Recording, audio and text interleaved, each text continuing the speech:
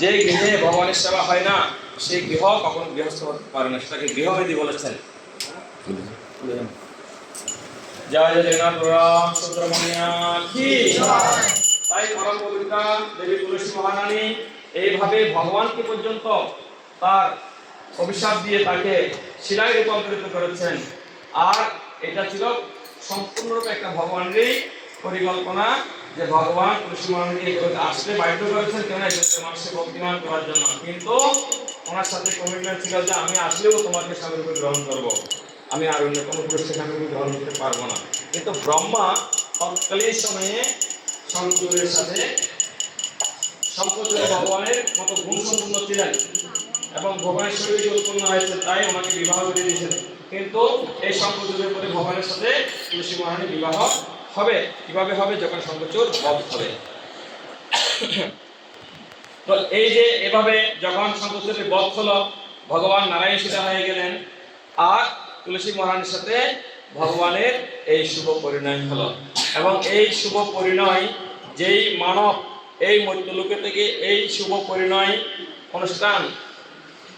অনুষ্ঠানটি উদযাপন করেন, যারা দর্শন করেন, যারা সেখানে সহায়তা করেন, আর্থিক দেন এবং যারা শ্রম দিয়ে সহায়তা করে এই বিশেষ অনুষ্ঠানটি উদযাপন করেন, তুলসী মহারানী অত্যন্ত প্রীত হয়ে ভগবান নারায়ণ সমীপে তাদের সকলকে জগতের বন্ধন থেকে মুক্তি দান করে ওনার ধামে নিয়ে যাওয়ার জন্য আদেশ প্রদান করেন। যারা যারা আপনারা এই তুলসী মহারানীর সেবা অনুষ্ঠান করেছেন অত্যন্ত সৌভাগ্যবান। আমরা গত বছর সাহাম সানাইয়া তো এই গিরি গোবর্ধনটা কি করেছেন ভগবান? 7 দিন ভাবে কনিষ্ঠ আঙ্গুলের উপর রেখেছিলেন তার আমাদের জন্য করার জন্য এই এটা হচ্ছে ভগবানের অপ্রাকৃত লীলা।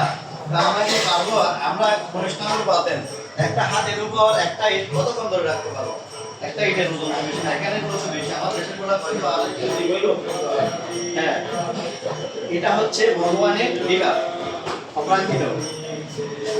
তো বলা হচ্ছে শাস্ত্রে এগুলা যে যথাযথভাবে জানবে তাকে পুনরায় আয়ের সংসারে আসতে হবে না, জনকর্মগুলা ভোগ করার জন্য। সেগুলো হচ্ছে অপ্রাকৃত। তাহলে দেখেন এমন কোনো বিদ্যান আছে কিনা এই জগতে কেউ এইভাবে ধরে রেখেছেন একটা ইট মাত্র।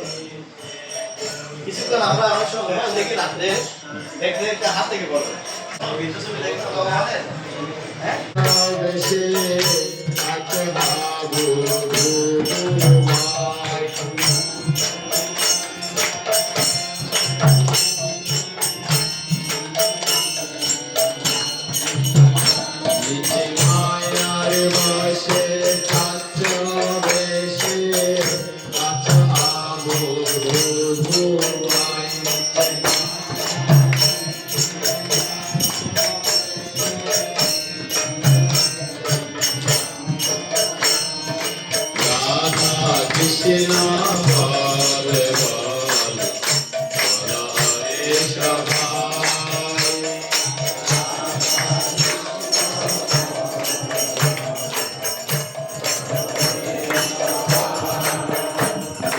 Krishna Raj, Krishna